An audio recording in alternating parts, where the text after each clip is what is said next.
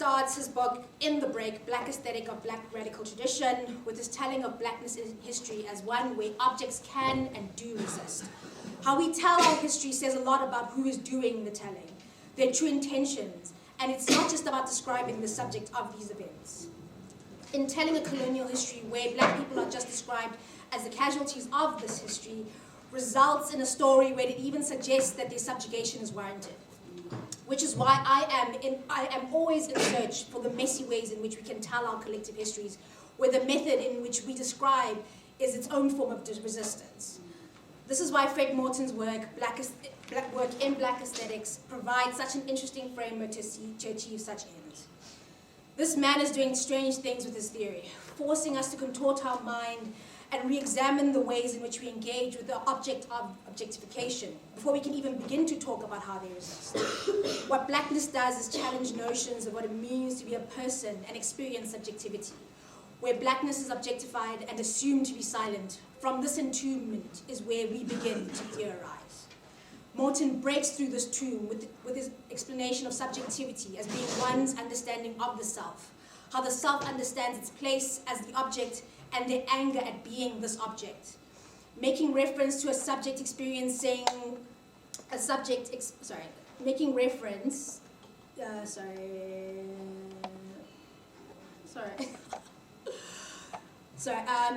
Morton breaks through this tomb with his explanation of subjectivity as being one's understanding of the self, how the self understands its place as this object and the anger at being this object. Making reference to the subject experiencing the subjectivity, he describes it as being possessed, infused, deformed by the object it possesses.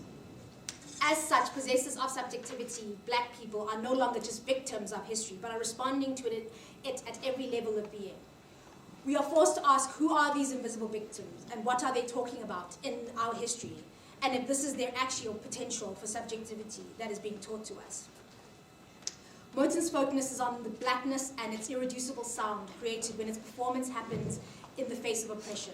Performance is one based on both being looked at, enjoyed, consumed, in what Saidiya Hartman calls hypervisibility. Through this term, everyday practices are to be interrogated for their ability to exert violence. We are then left to understand how we can be both containment and objection. When I think of hypervisibility, I think of how our black lives are shown as both sides of violence, and in what the internet speaks of as black joy. I think of the township of Soweto in Johannesburg, the symptom of colonial urban planning, whose function was to keep black people away from economic centers, reminding them of who they are under the gaze of apartheid. But then one thinks again of all the important people that came from here, Mewini, Credo Mutua, the musical legacy of Kwaito. These are also spaces of creation. It is through this hypervisibility that blackness is both a performance as object as well as of humanity. This requires us to understand what it means to be looked at, as well as being in opposition to being reduced to a spectacle, the violence it incurs, and the forms of pleasure involved. Our calls of subjectivity are ones where we recognize the forms of subjugation and the manners in which we seek liberation from them. Morton recognizes that such liberation can only happen when the confines of the very space that we would escape, and it's imperative. Morton recognizes that such liberation can only happen when within the confines of the very space that we escape, and it's an imperative that this be recognized. Morton uses the example of Frederick Douglass, who wrote about his experience of watching his enslaved aunt get beaten by his slave master. This terrible spectacle is one that shows the violence faced by the enslaved, but in its moment contains a generative act where an identity has been formed. It is a dramatized moment of subjecthood under the brutal authority of another. Morton chooses not to recount this brutal moment so as not to participate in its brutality. He calls us to consider who is it that we talk of when we speak of the violence. And when we show our anger over such injustice, we do so without perpetuating the very suffering by reducing those moments to spectacles of consumption. He argues that by defamiliarizing the familiar, we will be able to show respect to such subject matter, referring to Saidiya Hartman's interest in how the performance in subjectivity always produces what it seeks to be, but also within the confines of economic reproduction. Here in our search for liberation, we must recognize how we are formed by the very structures that confine us. Hartman, in Exploration of Douglas, explores the scene of Aunt Hester as one that is mundane and occurring in the everyday, where the pain is allowed with pleasure. In doing so, the scene is one where we are forced to come to terms with our feelings of pleasure at such a scene, and in do so, finding ourselves repulsed by the scene. We are moved away from the spectacle as enjoyment and moved to discomfort. Okay. My second aim is to delve into this concept of the witch. I seek to engage in her defamiliarization by showing her as a spectacle of black performance. But before I show how she speaks, or dare I say sings, I must first discuss her ways at being subjugated to these material conditions of her time. Using Sylvia Wynter's analysis of the witch killings of 15th and 16th century Europe, we see them as being sites for capitalist development, in whose violent murder would create the conditions for the development of a labor practice that would force women to reproductive labor work. This violence continues today in many parts of Africa and Asia. Federici argues that the witch killings of 15th, 16th century Europe were foundational to the creation of capitalism, and that by domesticating women, they were made part of the workforce through the control of the reproductive labor without any remuneration. The concept of witches here is especially important, as those killed under this banner, according to Federici, were the heretic, the healer, the midwife, the disobedient wife, the woman who dares to live alone, the obeyer, a practitioner of secret magic, who poisoned the food of the master and inspired the slaves to rebel. It was during this time where you see such social upheavals in the European society, with a move away from the feudal system into a capitalist social relations. It's in this context that men would move into the wage economy and women to domestic work as unpaid labor. For Federici, witch hunters were instrumental in the creation of this world patriarchal order, as they would participate in the disciplining of disobedient bodies. Their work was one of controlling the sexual and reproductive powers of these women in the service of the state and transformed economic resources. She frames the work of these hunters as being less about punishing an institutional agenda, but more about wiping out certain transgressive female behaviors that no longer tolerated and seen as abhorrent within the population. Federici continues his argument and looks at the continued murders in parts of Asia and Africa that are happening to mostly women, children, and older people in our current times. Here she faces the tragic fear. Here she traces the fear of magic and the occult as a challenge to assumptions of modernity through her engagement with the social dynamics responsible for the witch killings. The current persecution of witchcraft are the result of social crises, where we see communities stripped of their livelihood by international actors like the World Bank, who leave the most vulnerable open to attack. For example, Federici argues that breakdown of communal land ownership and its privatization have been linked to the witch hunts. Here we see how the already established patriarchal relations would work in relation to state processes where the repercussions of state inadequacy are experienced at the level of community. By bringing this conversation of the witch killings back to the current, makes us question the very notion of what the witches are. Prior to colonialism, African spirituality was the everyday norm. Those accused of wrongdoing against the community through the craft would be punished and even killed, but not for being witches. The term needs to be understood as part of a Christian lexicon that seeks to other African spirituality, generalizing it as evil.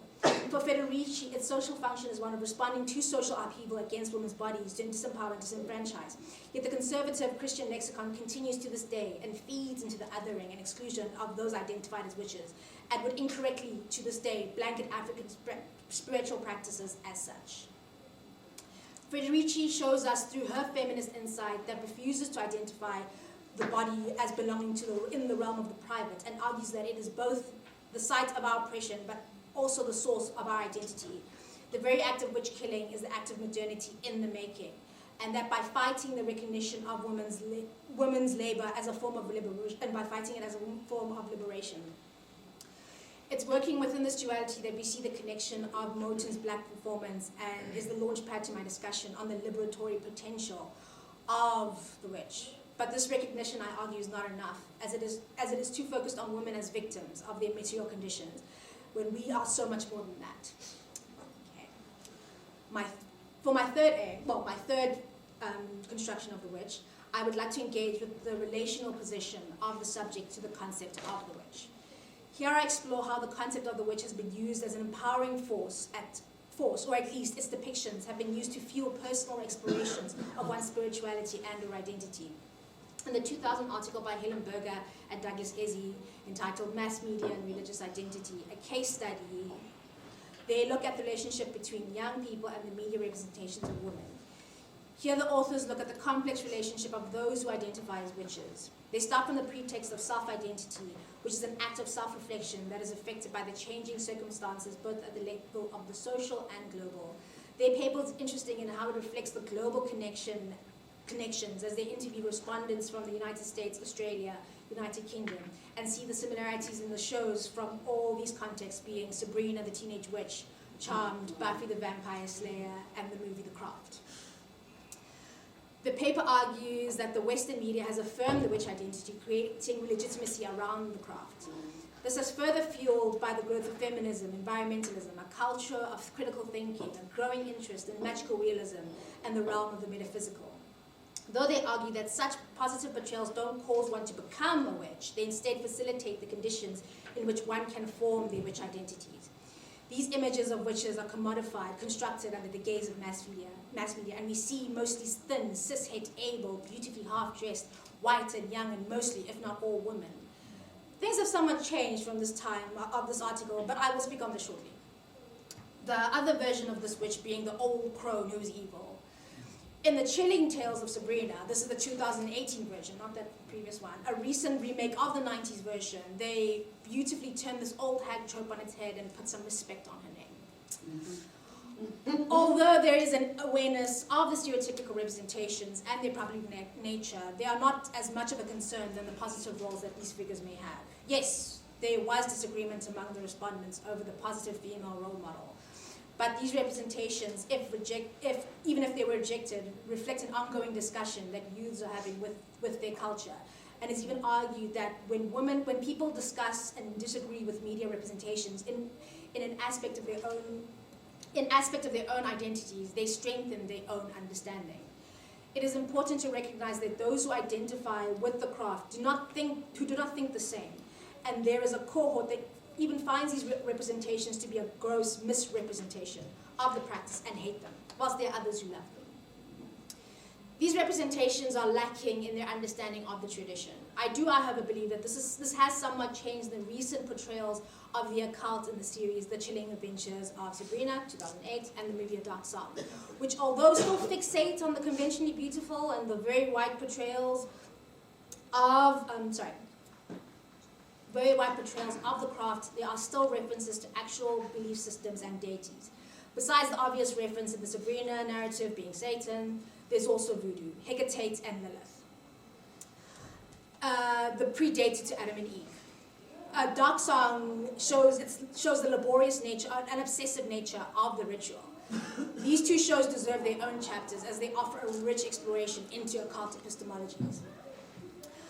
Some would even distance themselves from these representations as also being harmful. However, they would use this separation to assert what they are not. They would use their criticism to argue that they should be taken seriously in their practice. The article does argue that the media does stimulate thoughts on becoming a witch, and for those already practicing, influences the ways they develop their practice. So what draws people to these representations of witches? Movies such as The Craft provide a positive representation of women who, through sisterhood and friendship and magic, are able to overcome adversity and develop their identities. It is ritual and transformation rituals that are centralized in these media representations.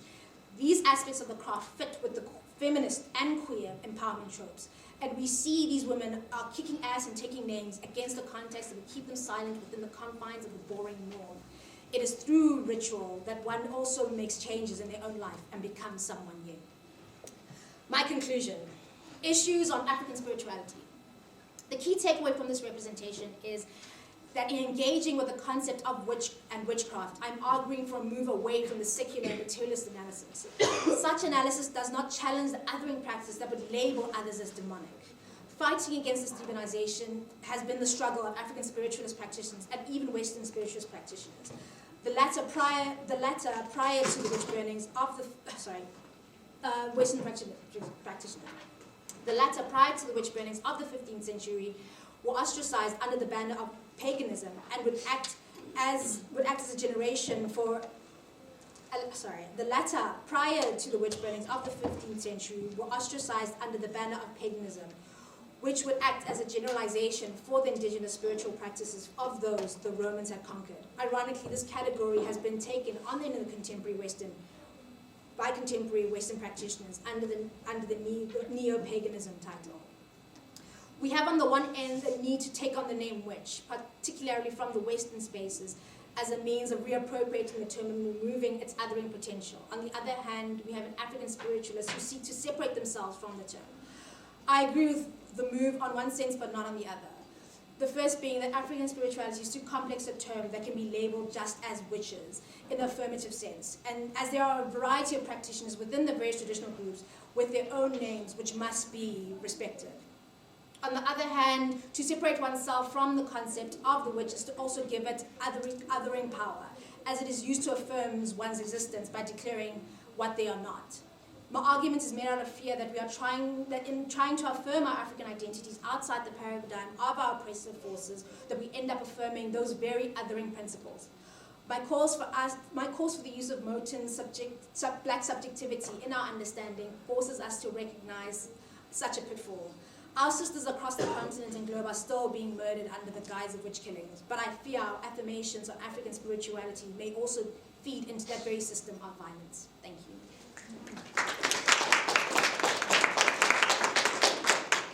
Thank you, Motlatsi. Thank you so much. When you asked for 20 minutes, you meant 20 minutes. Yeah. Yay. Thank you so much for that. Our next speaker, performer, is Dumelang Ntlhane, who's going to be showing and telling about Dituku.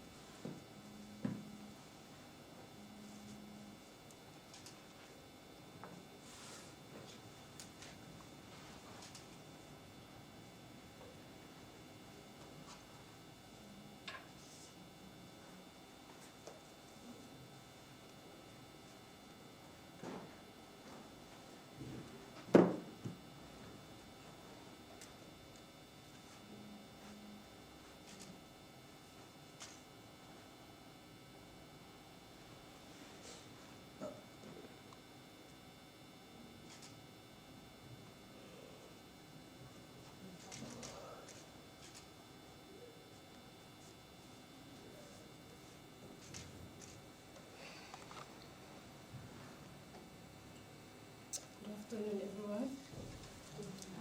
Again, my name is Dumelang, Ntlhane, and the following is my performative presentation about my artworks titled Dituku. Those are head wraps. So my independent practice deals with identifying and confronting problematic norms of Black culture and religion. I identify as a Black female Christian feminist. And in identifying these practices, I aim to bring about conversations on the patriarchal and gender-based exclusion that are very much still existent. Black women become witnesses for themselves and others as they go out of their way to make visible and bring about conversations on matters that others prefer to ignore or normalize. Sarah Ahmed phrases this idea of one speaking up for themselves as being willful. Jennifer Nash also acknowledges the struggles that one goes through as a Black woman, and standing up for yourself becomes an act of love, of tenderness, and of political world-making. Dituku is a generational piece, it is an installation, and it is a performance. The installation consists of 5 head wraps, braided and woven with artificial hair. The title of the work translates to head wraps in English. The work critiques the gendered oppression in my patriarchal value church and my culture.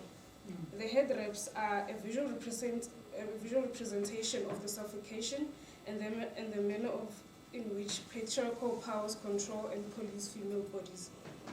They deny women leadership positions and control what they should or shouldn't wear, all of which is a result of how biblical scriptures enabled myths about how women are unclean, and to a certain level that in some churches they're not allowed to attend a service during their menstrual periods because they are deemed as dirty and unpurified.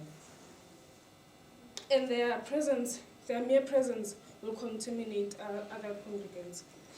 The work speaks on the complexities that come with questioning systems I identify with, and the complexities of questioning from within, right from the seat of the table that I'm sitting.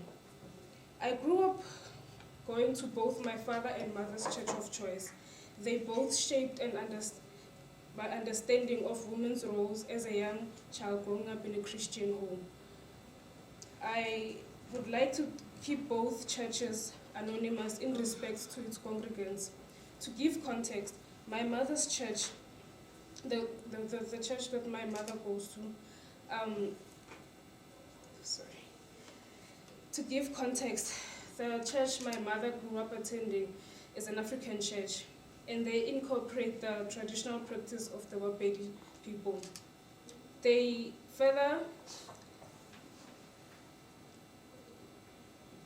to further authenticate their beliefs and practices.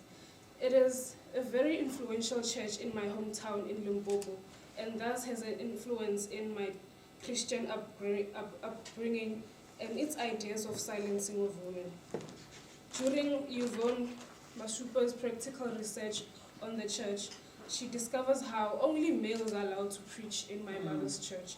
But for women, even if they are older and experienced in the church proceedings, they're not allowed to stand in front of men. Apart from the Bible, history has always been predominantly been written by male writers who have an advantage of narrating historical events. Similarly, this also applies to the patriarchal manner in which the Bible is written and how the stories are narrated. Sadia Hartman, an African-American scholar focusing on African-American studies, talks about the privilege that storytellers have over the subjects they're writing about,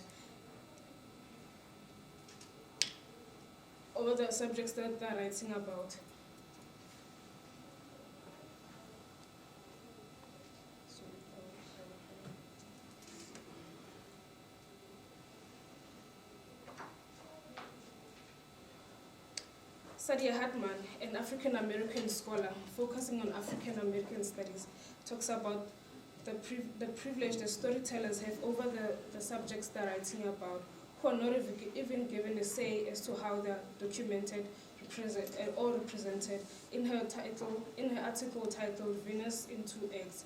The article speaks of the importance of questioning historical written text, the validity of documentation via text, photography, and other forms of archival means. She raises a very important question on what constitutes knowledge and who gets to tell it. Therefore, it is essential to talk on the stages of womanhood according to the organizations meant for women that inform these rules that cause gendered oppression against women in the church. The future of the church depends on Sunday school.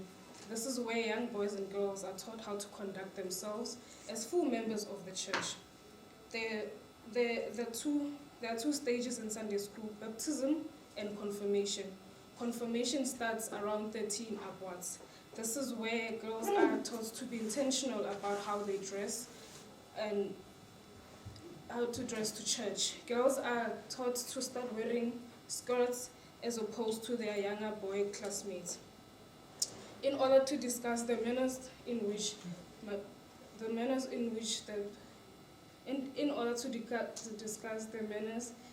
patriarchal practices police women dress in order to discuss the manners in which patriarchal practices police women's dress in my church, I will be referring to a verse from the Bible titled, written by Hebrew prophet Moses, called Leviticus. Leviticus chapter 10 verses 10 states that if a woman does not cover her head, let her also have her hair cut off. But if it is disgraceful for a woman to have her head cut off or her head shaved, let her cover her head. Although my immediate church does not press too much on how women should wear, they however have church. Although my immediate church does not press too much on women and how they should wear, however they have organizations where women wear head wraps with their uniform. And I grew up seeing these older church women who wore their uniforms with their heads as women who were told to aspire to in Sunday school. Furthermore, the church that my mother attended instructed all women of ages to wear headscarves on their head at all times, especially when attending church services and meetings. In addition, they are required to cover their upper part of their bodies. They should not expose their shoulders. Being surrounded by these women as representatives of how Christian women should conduct themselves with their attire made me feel less of a Christian, like they are closer to God. This verse is a reference on this. I use this verse to reference my recent independent practice. In conclusion, Dituku is a humble, rebellious attempt to the practices that still determine my value and devotion as a Christian congregant, because although I'm vocally identifying these problematic norms, I have no intentions of disrespecting the church themselves or their congregants. Thus, it is a tricky situation that I'm finding myself in, to continue to sit on this table that feeds my spiritual needs, knowing that my gender renders me inferior to the other sitters.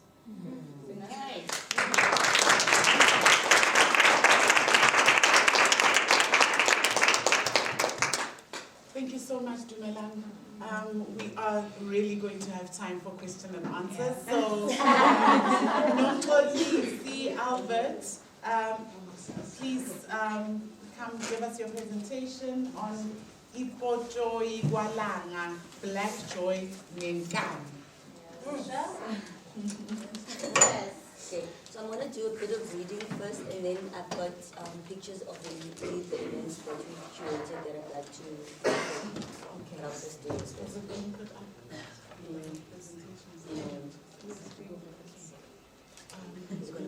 Start speaking now. Okay.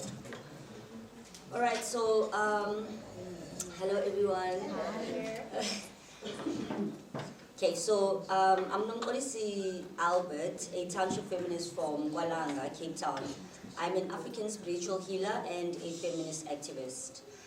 Why I call myself a township feminist is because I've been an activist before I had the vocabulary about what activism is. I come from a family of black feminists in the township who have been doing work, Okay, so we'll put it up when you're ready. Okay. Then, okay, Yeah. Sorry for disturbing you. Sure, okay. Okay. Okay, so why do I call myself a township feminist? I've been an activist before I had the vocabulary about what activism is. I come from a family of black feminists in the township who have been doing work outside of formal academic and activist spaces. Activism is in my family life and spiritual heritage. For a long time, people have undermined and ignored township feminism and feminists who are doing the work in the township. I have also practiced it before entering feminist spaces. When working at the call center, I would often curate spaces of healing and conversation in my call center. I was also an activist around labor injustices in my call center space. Being a single mother in recent years, I have been passionate and educated myself, reading books where I found my favorite authors like Audre Lorde, Tsitsi, Ndanga Redba, Nervous Conditions, and I guess I aim to raise my son socially conscious in a patriarchal world. I provided and made sure that my two younger brothers have received an education, and I'm proud of this era in my life. Okay, and then I'm presenting Ipotsoyi-KwaLanga today. So Ipotsoyi-KwaLanga is founded by two African feminists and healers from KwaLanga, Cape Town, South Africa. The project draws on African feminist legacies of care, food, community, connection as a methodology. This is done to decolonize how we understand the way knowledge production is created, and to decolonize masculinist, colonial, neoliberal academic spaces. Food and sharing food has been a way of community and connection for many indigenous communities worldwide. This includes our community and black women from KwaLanga. These communities and African feminist spaces have also been knowledge hubs that have been ignored in mainstream academia and knowledge production spaces. Therefore, Ipotsoyi draws on decolonial theory, indigenous methodologies and ancestral wisdom to create a space where marginalized can be at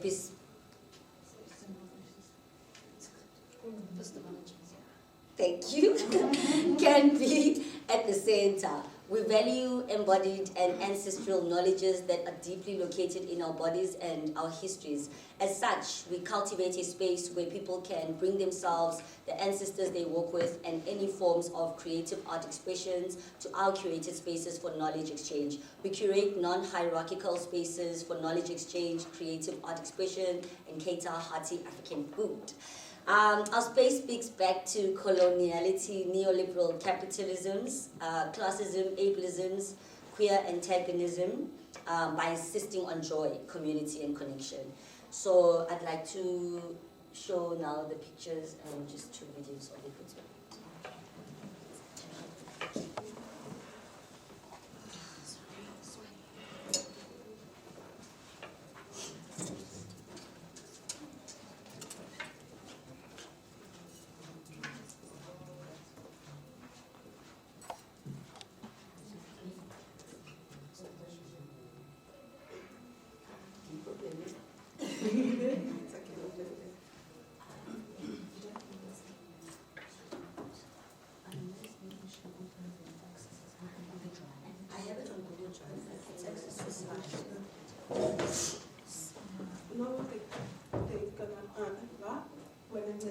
She's helping. Okay. Thank you.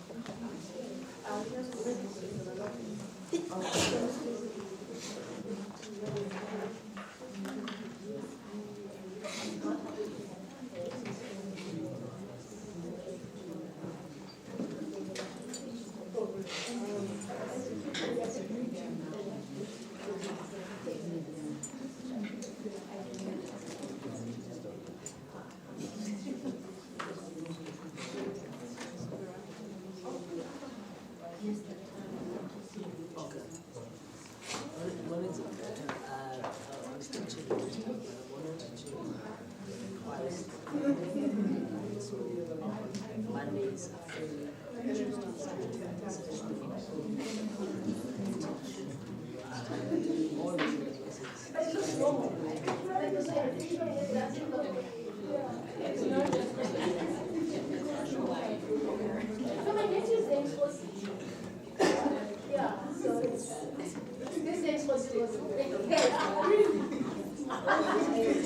He's taking his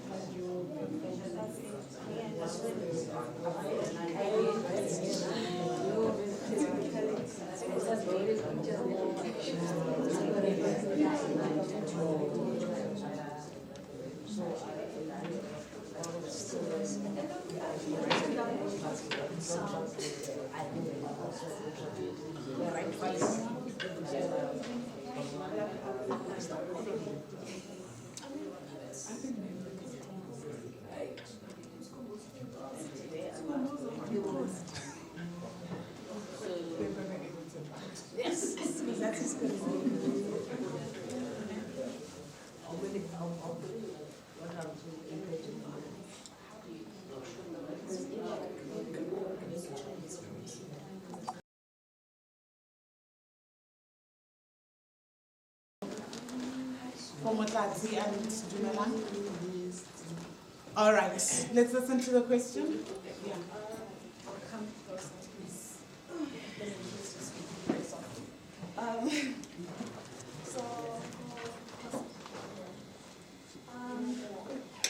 So I was asking, in light of your research and the kind of things that you are looking at, if you, within your research, the space to look at like depictions of witches within a South African context, looking in particular at the herd and Igazi, where we kind of are forced to kind of view these particular women who are witches, or abatagazi, whichever you like.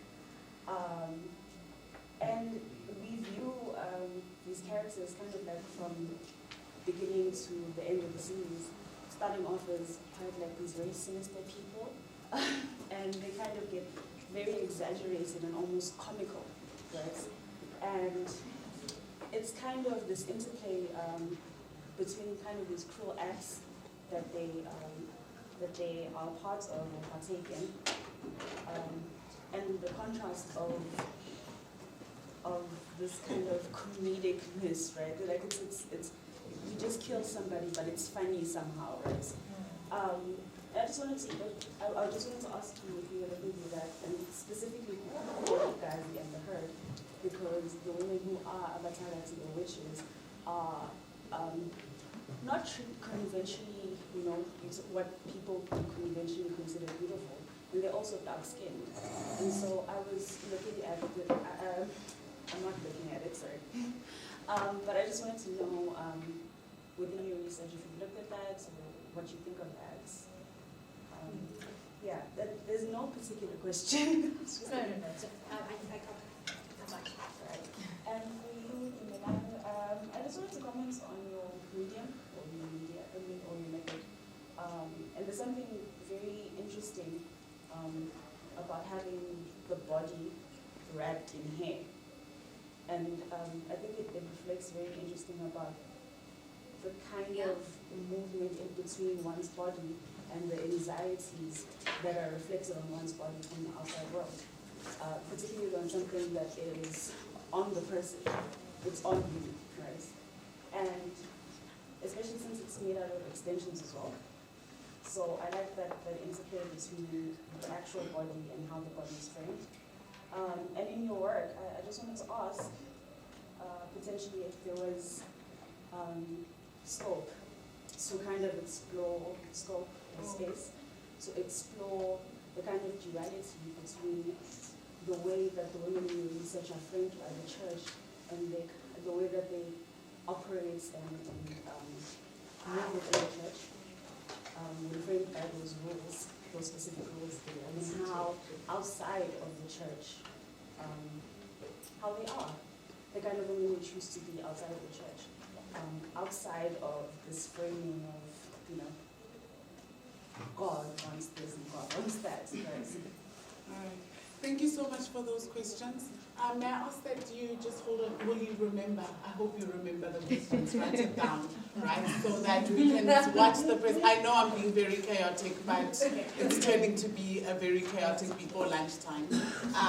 So that we can watch this presentation for about 10-15 minutes, and then move back again to our question and answer session.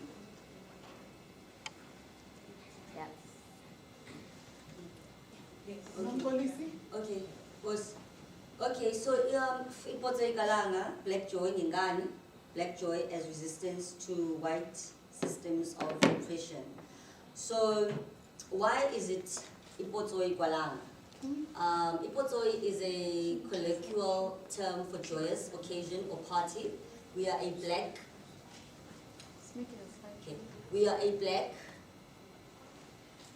feminist collective founded by two healers from KwaLanga in Cape Town. The project draws on African feminist legacies of care, food, community, and connection as a methodology. Okay, and then, so why food methodologies? White or Western feminism has organized around a woman's place is no longer in the kitchen. However, we believe that for decades, African women communities of solidarity, care and love have been in the kitchen. The kitchen is not a place to resist against, but it is a living archive of care and connection. The food that we cook are also recipes of our aunts who have passed on, so we keep the legacies of the ancestors alive. These communities and African feminist spaces also have been knowledge hubs that have been ignored in mainstream academia. Okay, I think I've said this before. Okay, and then also as I'm like going through each and every image, so the image that I have here is showing how we value embodied ancestral knowledges that are deeply located in our bodies and in our histories. As such, we cultivate a space where people can bring themselves, the ancestors they work in, and any forms of creative art expressions.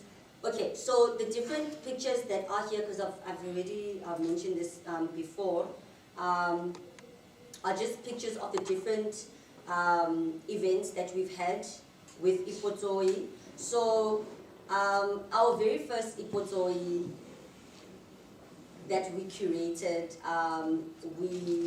wasn't intentional. We didn't know what it was. However, Ipotsoyi just took a life on its own. We were planning on just curating a fundraising event. So Ipotsoyi didn't start off as a political or activist platform. Ipotsoyi took a life of its own. It became a township feminist platform, invested in creating black queer spaces, safe spaces in the township where black joy can find expression. We were then invited to Germany, I think the next month, where Ipotsoyi and KwaLanga House curated an evening with African feminists, African cuisine, African joy. So,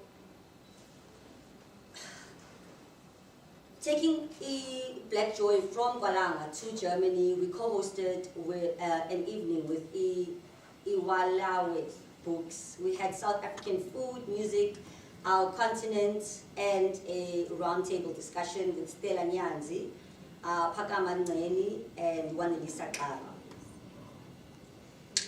Then we had Ipotsoyi-KwaLanga, which was a seat at my grandmother's kitchen table, a celebration of ancestral feminist legacies, sharing food as a communal care, and generosity as a feminist praxis. Okay, so for this one, something changed because Ipotsoyi is not. It's always not the same event that we do. So for this one, before the event, we prayed for the topic, just to cleanse the space for good spirits and for the ancestors. We honor our ancestors and ancestors of the people who come into our space by using white candles and impepo. We pray for the people who come to find healing in our space. We understand there's a lot that goes into space spiritually. So we co-curated that event with the New Imaginaries project from Women and Gender Studies Department at UWC. And then our next event was a twerkathon party on Long Street. So with this one, our ancestors led us to, so after the previous events that we curated, the next day, me and Wanelisa were just walking, chasing the sun in town, and then we just so happened to walk into a bar. We believed that we were led, to a queer-friendly bar in Long Street, Cape Town. They wanted us to host an event in their space because they were a feminist and queer bar that usually hosts feminist and queer parties. This event was a two-part event celebrating sexuality, diversity, sexual diversity, sexual liberation, and also reclaiming the body. So we gathered in an intimate circle we gathered into an intimate circle for the first part, which was a mini seminar talking about what coming into the body looks like, what sexual liberation looks like through pleasure, safety, and at what age does one reclaim the body, etc. The second one was a twerkathon party celebrating our bodies and our sexualities. And then after that, Ipotsoyi was invited for a lecture at the Academy of Media Arts, Cologne. Okay. So Wanelisa guest lectured this one. So Professor Dona Ukama invited Wanelisa Kaba to create Ipotsoyi in Cologne. In this lecture, we will collectively curate a classroom space where we share knowledge and our creative work while enjoying South African cuisine. Using decolonial theory, we will explore what it means to pursue an academic that breathes. Moreover, an academia that honors grief, that remembers our embodied and ancestral wisdom as an academia that is abundant. This space seeks to disrupt coloniality, neoliberal capitalisms, classism, ableism, and queer antagonism by insisting on joy, community, and connection in academia. Okay, so the next one was one that we did in December called Ukuthula Ebandleni, Challenging Gendered Labor and Asserting Rest as a Feminist Justice Practice. So we co-hosted a first summer picnic in December. We wanted to create a conversation about gendered labor and honoring rest as a feminist justice practice, centering freedom of breath in the space as a human right. We curated a space that prioritizes collective healing and rest from our indigenous knowledge perspective as we close the year to go into holiday mode. And then I have pictures of each and every different Ipotsoyi, just missed one, which was one that recently did in March this year, which was decolonizing the art space, celebrating Thandi Msebenzi's current body of work, Radical Makazi.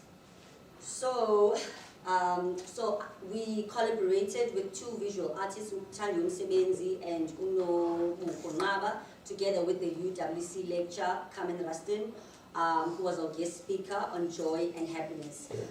We were celebrating Thandiwe Msebenzi's current body of work and published book, Radical Magazi. Nomxolisi guided us using art as a form of therapy by teaching the audience about painting colors and how to mix colors using the color wheel. And we talked about how art can be a way of expressing joy and how art can also be an avenue of healing. And then we have these nice pictures of the Ipotsoyi family, and how also these pictures show that Ipotsoyi is also intergenerational, because we have people coming in from ages of 3 to ages of 70. And then lastly, I have a video, 2 videos, which I'll play one.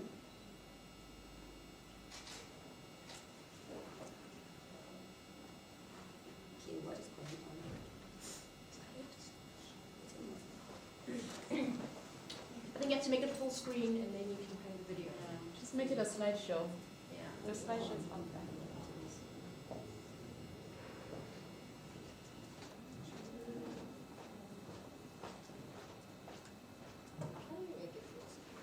Slideshow.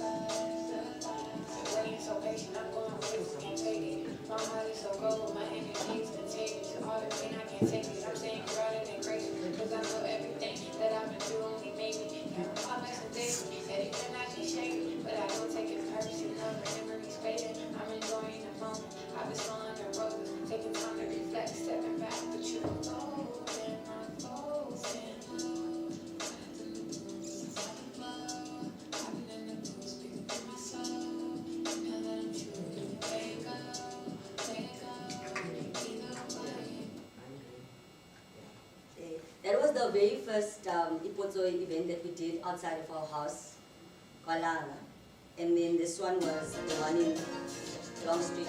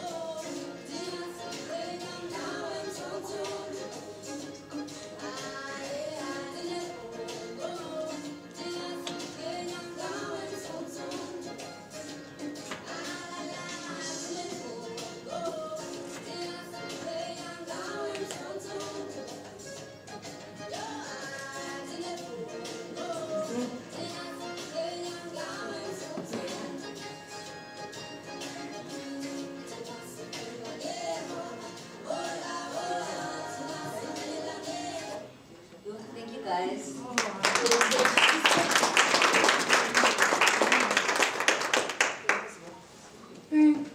so much. Yeah, so we got our song and dance that you were waiting for, so it's a good thing that I kept to myself, right? Okay, so I'm going to take one or two more brief questions. We've already got questions for Motlatsi and Dumelang, right? If there are more questions for them, that's also fine, but now that we've also seen Nomxolisi, we can take some more questions. All right, I've got one here. Is there another hand that I'm not seeing? Oh my gosh, there's so many hands that I just saw now. Okay, yeah. You could give it to someone else. All right, so we get you next round. Yeah. All right, then let's have Jamil. All right. Should I go ahead? Yes, please. Yes. So I just, well, it's a question, but it's also just asking in your research, how do you, or are you thinking of like decolonizing some of these terms that have to do with, I know you spoke a little bit about it, witchcraft, witches, so in my own little social experiment that I have at home with my girls, the older one would always call herself a mermaid, and nobody reacts to it. And the younger one is still trying to get her words together, so she uses our local language a lot. So she calls herself Mamiwata, and everybody's reacting. Say, no, don't say Mamiwata. And Mamiwata and Mermaid are basically the same thing. It's just a different language. So it's just about that language. How are you working on the language we're using? And just to your own point about being raised Christian in a Christian home, I was raised Catholic, baptized, confirmed, everything. I don't go to church anymore. I don't understand. I struggle with the whole Catholic faith now because of everything around it. And my mom still tries to take the girls to church. I say to them, you can go to church. And my eldest daughter, every time she comes from church, but on Sundays when she goes to church, her grandma takes her for brunch. So on Saturday, she's ready to go to church, and she comes from church, and I ask her, what did they say? She has no clue. She just said, Mommy, we had a good breakfast. So that's her inspiration to go to church every Sunday. So I'm just saying that I think we're forcefully socialized. So I said to my mom, she's going to church, but she doesn't care about it, right? So see how to, if you want her to be interested in this, you have to find ways to convince her, because she's coming from a mom who is not going to tell her anything about God in those ways that you told me. And then you're there fighting with her, telling her God in the ways that you told her. So how do you interest her? Like how do we also find ways to relate to God in ways that work for us? So it's just some of those things that come to my mind when it comes to Christianity, religion, and African and religions. All right, Jamil. I just want to say to Nomxolisi, I thought that was such a useful offering that you made around sort of reinterpreting the meaning of the kitchen and being in the kitchen. Because it has such personal relevance and significance for me, because I have strained relationships with my family, my birth family. And so, but nevertheless, despite that, and despite having reasons for that, which I stand for in principle, I still have the desire to interact with him, and so I do that now mostly through memory. But how I then find ways to realize the interaction with those memories is through cooking. Cooking things that remind me of a time when things were better and things were more comforting and more welcoming and healing. And so I am actually also thinking around this and working on turning this into some kind of literary project. And so yeah, I just wanted to say thank you for offering that, because it really helps me think around my relationship with that place. Because if I think about my upbringing, and although my mother, for example, as somebody who spent a lot of her time in the kitchen, found herself there because of the way patriarchal machinery operated to put her there, that's not all that it was. And there was a lot of memory making and sort of connection that was created in that place. So thank you for that. Thank you. Let's have your responses, and then we'll see if we've got time for. Okay. Was it that have my research in terms of South Africa. So, in my paper, yes, I focus on Western, and I think there's another paper still in the working within that paper that is actually going to put that lens within the African-South African context. I think right now, the reason why it hasn't been the focus is because it's just been negative connotations, negative imagery. It's just it's always the conniving woman. I mean, my first image of the African witch was in Shaka Zulu, and she was that hag, sagging tits, who actually doesn't even look human. And I mean, and it's kind of sad because she's the one, a very important figure within the Shaka story, almost like a Macbethian, the witch who predicts that this man will be king. But she's been just disrespected so much. And that's why I'm like, I'm going to the West, I'm going to Sabrina the Teenage Witch, the Chilling Adventures of Sabrina, the recent one, whereby they did a whole thing where actually understanding nature, her name is Hecate, she's a deity, but she represents the old woman, the woman in middle age, and the young, and understanding that all these depictions of women are equally important in how we understand ourselves, and there should be a sense of reverement, as opposed to drawing them as these evil beings. So when I'm pushing my study, doing my study within the African context, what's going to happen is that I'm going to move, not focus on depictions in media, but more in terms of how are women every day experiencing the witch. Now, I don't want to do ethnographic research, but I want to talk to people. And by the way, not just women, queer people, men, women, everyone in between. And it's going to be, for me, an understanding of which, in terms of, you don't have to necessarily be engaging with Abongoma practice, but it's about how is it that you create the magic within your life. And so for me, it's going to be engaging within that understanding, because I really do believe there's something empowering going on here. But unfortunately, part of the discourse of which is that it is, on to the next question, this idea of there's a negative connotation. How do I engage with that negative connotation? Unfortunately, there is that negative connotation. So in acknowledging that negative connotation, I have to move away from the term the witch and rather see how a woman within our space is engaging with magic, right? And of course, white women as well with paganism, and because I do believe there's a connection, because in the end, the argument will be that we are all witches. We are all engaging in the magic. But I specifically choose the witch and its negative connotation because I believe we need to take that concept back and bring it back to us, and it should no longer have that othering power. And so, in my personal life, I believe it's going to be through play. It should be playful, dressing up as a witch, or making memes where I call myself a witch. You know. So yeah, that's how. Yeah.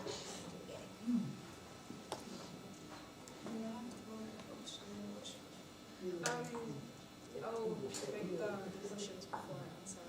So the question was, is there space to look at the lives of women that I'm researching in the church and outside the church? So the women that I've observed during my research are women that I live with, women that are my neighbors, women that I attend church with. So although my research doesn't focus on their lives outside the structure or outside what they're required to how they're required to conduct themselves in church, I am aware that, for example, my mother's church, for example, because they are required to dress like that in the church and outside the church, that is just how the law doesn't just affect them inside the structures of the church. It also does influence their lives outside as well, and how they conduct themselves, and how they should continue to cover their head. For example, they shouldn't be seen outside without their head wraps, and they shouldn't wear jeans or pants. They should continue wearing skirts. The second question was, how do we find ways to relate to God in our own ways? I was a Sunday school teacher last year, and I relate to what you're talking about with how the kids are there for the food, because we made sure that But also, it was a tricky situation to be a teacher and having to teach the Bible, whereas I am also having my own questions. I'm also having my own, what is this? Why is this there? But I like to touch on what you said yesterday on how the Spirit has nothing to do with how I should dress. So how you can relate to God is by fixing your relationship with God, whether inside the church or outside, whether you do go to church or not. I think what matters is your relationship with God, especially if you are a Christian, and if you are a devoted Christian or not. But then, as long as you have a good relationship with God, you should be okay. Right. I'm going to take like 2 minutes into lunch, if you don't mind, and then we'll take these 2 questions, Pilisa and No, Jamil actually covered my... what you actually wanted to say. I wanted to All right, so Pilisa, and you want to, yes, let's... You're also sharp. You're covered. Okay, you're not covered. I'm not covered. All right, please cover I just yourself. wanted to ask more about how you held the healing spaces during your call center sessions. Like how did that work? Okay, it's only now that I understand that being a spiritual healer wasn't just by me going crazy one day and having to transition, but actually this is work that I actually have been doing. I just hadn't had the vocabulary to do it. So in a call center, for instance, like there was a lot of gender injustices that were happening to me, as well as peers and my colleagues that I was working with. And I would, advocate for them. I would be that one person because it's like yatanteta, so I would be in trouble for Mona. But then also, I would be that person that they also come to, which is the same thing that is happening now when people are coming to me to consult, where I heal either on a holistic perspective, or it's going to be me and you dealing with this and working on it from a feminist activist perspective, because like as a healer and as a feminist activist, like I'm doing the work like spiritually and holistic as well. So I think emsebenzini, I didn't know what I was doing. It was just me assisting and just me thinking that I'm just standing up for my friend who is being abused by our supervisor, which is not okay, And then also we go into it because you're gonna come and you're crying, and it gets horrible. The call center, like it gets horrible, where it's almost as if like nizimpukani to abantu that abaniphetheyo. They don't abaniphathi kakuhle, The thing is, like I think that I see, for me, and I think for a lot of friends that were there, because it was our choice, but it's like a background so then it's like, then you get there, and what you're trying to do is you're trying to survive. Like you're trying to survive for your family, you're trying to survive for abantwana bakho, and then you're gonna have abantu that are just gonna step on you like ingathi nonsense yomntu, like ingathi awungomuntu. Do you understand? Because you have a stat that you need to, achieve at the end of the day. It's abusive, it's dehumanizing. How imisebenzi eminjeyana are created for abantu abamnyama, and they just keep producing in this njeyana, and as abantwana abamnyama, like we still go there because like we don't necessarily have a choice, because it takes time if you're gonna go a route of like and stuff like that, because like going to school, like also payana, it's not gonna buy electricity 820 rands, you understand? Like, so I was that person that like we talk, we cry in the toilet together, and then obviously at that time I would pick up something, but I didn't necessarily know that it was, me healing, but it was just, being a friend and just being sympathetic and all that. So now only I realize, but I've actually been doing this. Thank you so much. Thank you so much to the speakers. Thank you.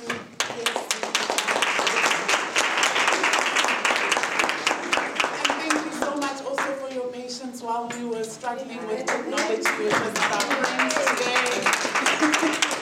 And let's go enjoy lunch and theorize some more while we eat.